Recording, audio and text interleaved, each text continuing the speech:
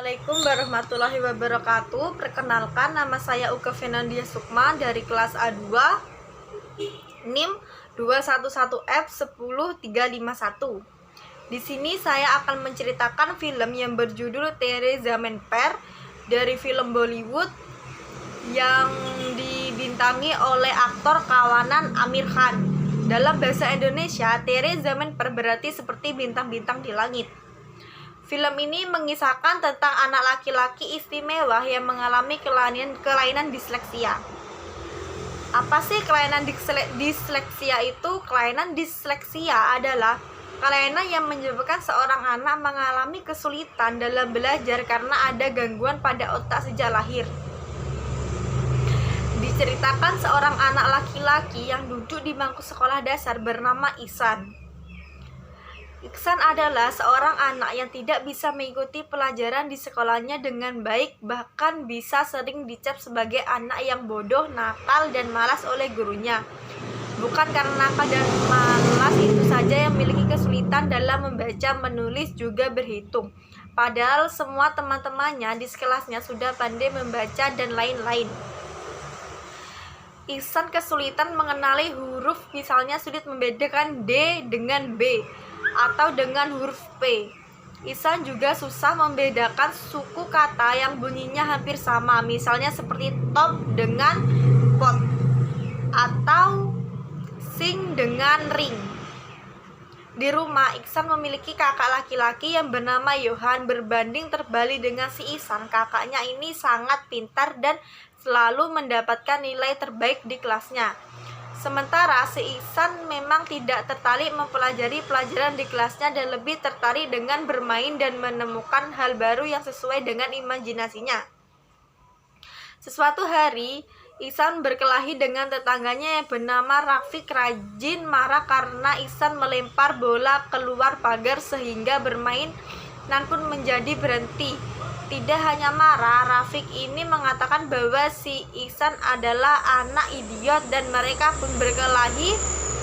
Ihsan pun mendapatkan luka di kepalanya dan Rajib mendapatkan gigitan dari Ihsan. Setelah kejadian itu, bisa menjadi kesal karena dimanapun dia berada, dia mendapatkan perlakuan yang tidak baik, dan di saat dia pulang ke rumahnya, bundanya si Rafiq ini meminta pertanggungjawaban orang tua dari si Ihsan karena Sirat ini mengalami luka. Bukannya pembelaan, si ayah Ihsan ini kesal dan marah, selalu menampakkan mendorong Ihsan dan bahkan akan mengancam Ihsan apabila dia membuat ulah lagi. Dia akan dikirim ke sekolah yang berbasis asrama. Di sekolah Islam sering dimarahi oleh gurunya karena tidak mengikuti pembelajaran dengan baik. Suatu ketika Ihsan disuruh membaca oleh gurunya, tetapi ia tidak bisa melakukannya karena menurut tulisan itu menari-nari. Sebenarnya ia berkata jujur karena memang itulah yang dilihat oleh anak disleksia. Gurunya tidak paham tentang hal itu, malah mengatakan Ihsan ini sedang melawak dan terus menyuruh Ihsan untuk membaca. Karena tidak tahan dengan gurunya, Ihsan malah berkemat-kamit karena hal itu bisa disuruh keluar kelas. Karena memang Ihsan merupakan anak yang berbeda, ia sering mendapatkan bulian dari teman-temannya. Saat pelajaran matematika dimulai, Ihsan memilih bolos karena ia belum mengerjakan PR. Ia pergi berkeliaran di kota dan di jalanan dan melihat apapun yang ia suka serta melakukan apapun yang ia suka. Walaupun Ihsan tidak tertarik dengan pelajaran di sekolahnya, namun ia memiliki ketertarikan di bidang seni dan dunia hewan. Dia suka menggambar, melukis, serta mewarnai dan bermain, namun tidak ada yang memahami hal ini termasuk orang tuanya sendiri. Di malam hari, ia mengatakan kepada kakaknya bahwa tadi pagi ia bolos sekolah dan berkeliaran di jalanan. Namun ia tidak takut sama sekali. Ia pun minta bantuan kakaknya untuk membuat absen palsu karena ia membolos pada hari itu. Keesokan harinya, guru mengadakan ujian matematika secara mendadak. Hal yang membuat Ihsan kesulitan, bagaimana tidak, ia saja tidak bisa membaca dan menulis ataupun berhitung. Namun ia tetap mengerjakan soal itu dengan imajinasinya sendiri. Mengerjakan sendiri dengan imajinasinya. Soal 1 dengan waktu mengerjakan soal sepanjang ujian, apalagi sudah begitu jawabannya salah. Di lain hari, Ihsan ketahuan bolos karena si ayahnya menemui surat izin palsu yang ia gunakan kemarin, sehingga Ihsan dimarahi lagi oleh ayahnya. Orang tua Ihsan sempat dipanggil di sekolah oleh guru-guru dan kepala sekolah. Guru-guru mengatakan betapa bodohnya Ihsan selama di kelas dan mereka menceritakan keluh kesahnya ketika mengajari Ihsan. Kepala sekolah pun meminta orang tuanya Ihsan untuk memindahkan dia di sekolah luar biasa. Karena si Ihsan ini sudah pernah tidak naik kelas dan tidak mungkin tidak naik kelas lagi setelah kejadian itu, si bapak ini berniat memindahkan Ihsan di sekolah yang lain yang ada asramanya. Walaupun si Ihsan menolak rencana tersebut dan berjanji tidak akan mengulangi kesalahannya lagi dan menjadi anak yang lebih baik, namun si bapak ini terus dan tidak mempedulikan akan tetap memindahkan Ihsan ke sekolah yang berbasis asrama. Dan pada hari itu mereka mengantarkan Ihsan ini ke sekolah asramanya. Dengan berat hati si ibu harus melepaskan anak bungsunya sendirian di sana. Dan perjalanan baru Ihsan pun dimulai dengan asrama yang jauh dari orang tuanya. Karena belum bisa beradaptasi dengan lingkungan barunya, ia pun bisa merenung dan menangis karena jauh dari keluarganya. Bisa juga menganggap bahwa ini adalah sebuah hukuman dari orang tuanya karena selama ini ia sudah nakal dan malas belajar di sekolah lamanya.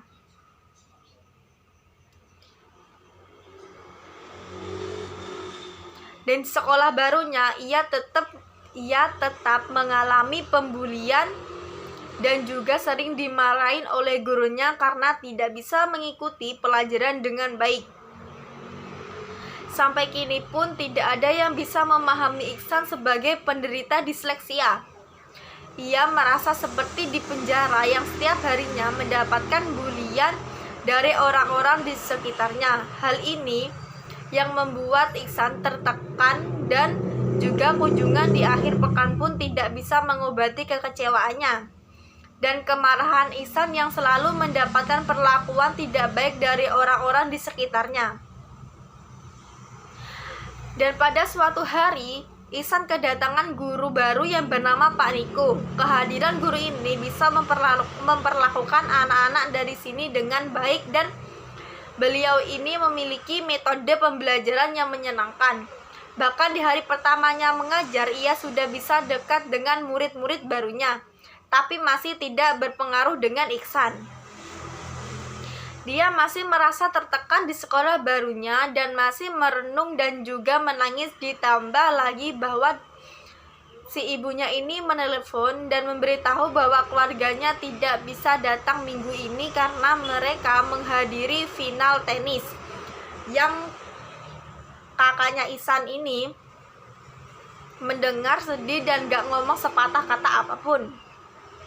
Suatu hari Pak Niko melihat Ihsan dihukum di luar kelas. Melihat Ihsan yang selalu tertekan dan ketakutan membuat penasaran dengan Ihsan, lalu beliau ini menanyakan kepada teman sebangkunya yang bernama Racang. Lalu Racang ini menceritakan bahwa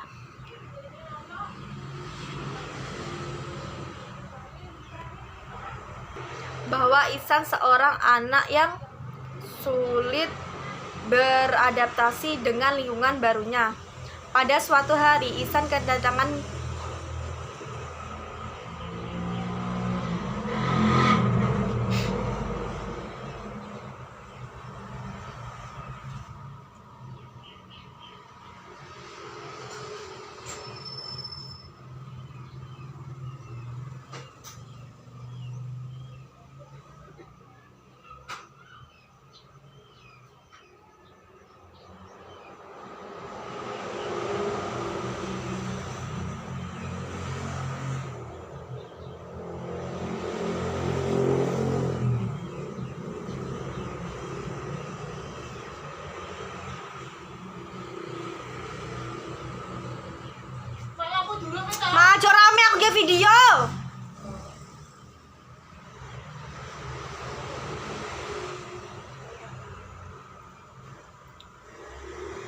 Di saat Ibu Iksan telepon dan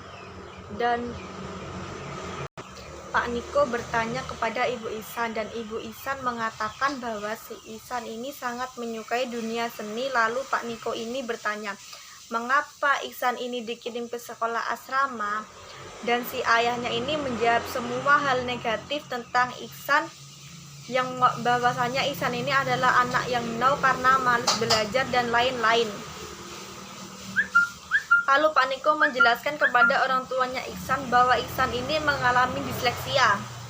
Lalu Pak Niko juga menjelaskan kesalahannya yang sering dibuat Ihsan, seperti menulis kata atau kalimat dan sulit membedakan huruf di sini. Pak Niko hanya mengatakan bahwa Ihsan butuh support dan waktu yang lebih banyak lagi, namun si ayahnya masih belum memahami hal ini dan mengatakan bahwa si Ihsan adalah anak yang malas untuk belajar. Di depanku juga mengatakan bahwa Ihsan adalah anak yang baik di bidang seni seperti melukis, tapi sang bapak ini mengatakan bahwa kemampuan Ihsan tidak dapat bersaing di dunia luar. Mendengar itu, Pak Niko ikut kesal karena sudah menjadikan dunia luar sebagai patokan. Setelah Pak Niko ini pulang, si ibu menangis memikirkan kata-kata Pak Niko yang hanya sebenarnya juga. Dan di saat di sekolah, Pak Niko ini menceritakan sebuah kisah tentang anak yang tidak bisa membaca, menulis, tentang anak-anak yang tidak bisa belajar, tentang anak yang ketika melihat tulisan-tulisan itu menari-nari dan semua teman-temannya menertawakannya. Suatu hari dalam cerita ini, si anak ini mengguncangkan dunia dengan teori yang ia buat.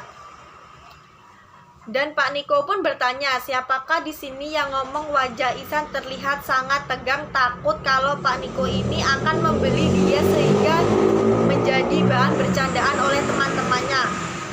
Namun saat Pak Niko ini menjawab, jawabannya adalah tokoh Albert Einstein Ihsan. Ihsan kaget dan Pak Niko ini juga menceritakan tokoh-tokoh lainnya gimana mereka ini mengalami persamaan, yaitu menderita disleksia pada saat kecil. Setelah pelajaran selesai, Pak Niko menghampiri Ihsan dan mengatakan bahwa dia juga mengalami disleksia saat kecil.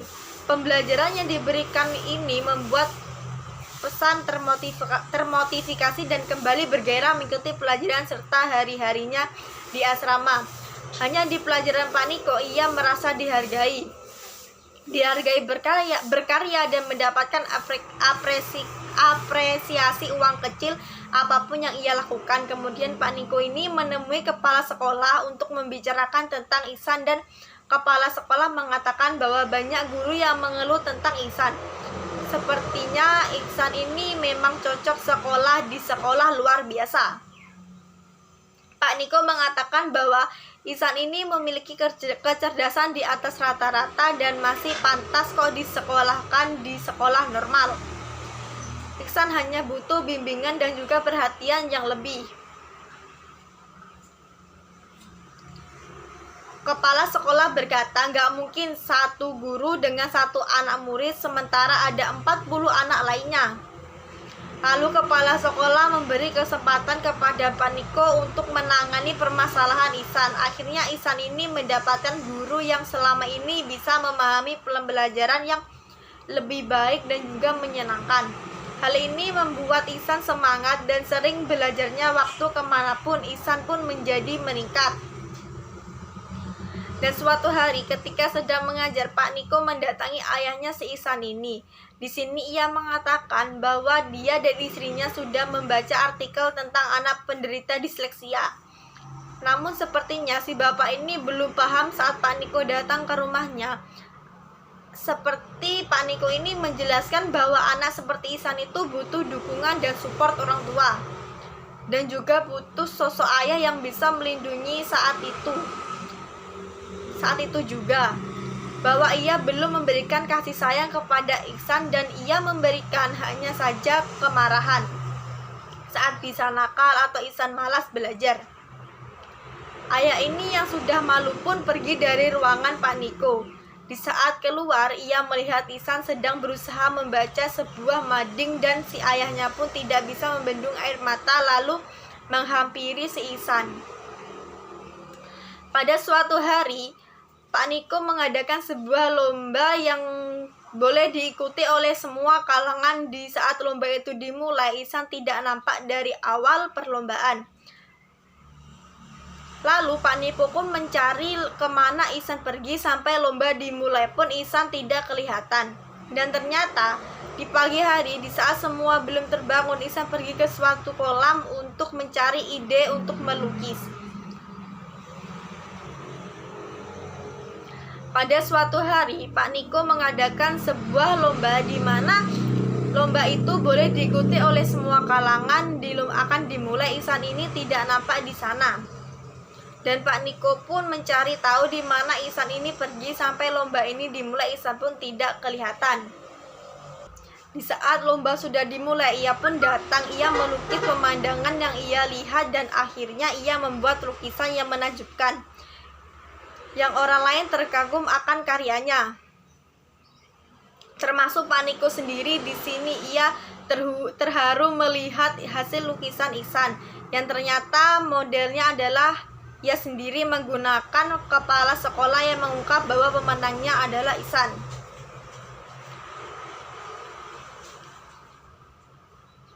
Jadi, pesan moral yang dapat diambil dari film Tahiri Zaman Per. Film ini memiliki pesan moral yang sangat berharga. Film ini mengajarkan bahwa setiap anak lahir dengan istimewa dan kelebihan masing-masing. Anak yang tidak pandai matematika bukan berarti dia bodoh. Begitu juga dengan anak yang tidak pandai olahraga bukan berarti dia lemah. Sebab di film ini diajarkan bahwa semua anak memiliki bakat dan potensinya masing-masing. Seharusnya orang tua dan guru bisa mengenali bakat setiap anak serta mengarahkan mereka untuk mengembangkan bakatnya. Sekian penjelasan dari saya. Wassalamualaikum warahmatullahi wabarakatuh.